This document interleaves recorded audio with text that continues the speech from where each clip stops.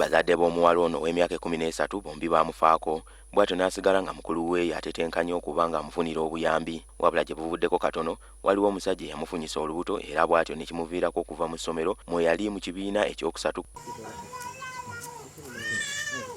Ono tali yekka. Omuwala omulala ow'emyaka 14 naye essomero yalivaamu oluvannyuma lw'okufuna olubuto. Wabula ono kigambibwa nti omulenzi eyalumufunyisa yali tannaweza myaka 18. Kigambibwa nti abooluganda lw'omulenzi baliko akasente ke baawaayo eri bazadde b'omuwala ono.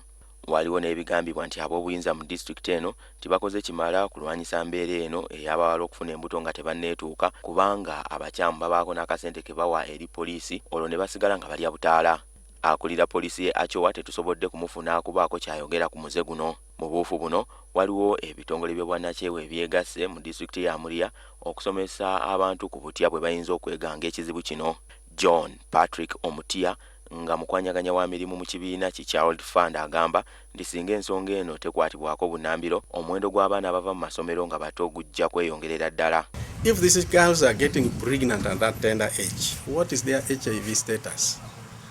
And what is again worsening is that when these girls are impregnated, parents negotiate with the perpetrators.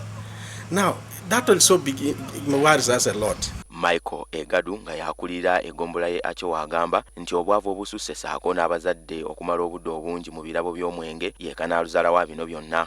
So they drink irresponsibly.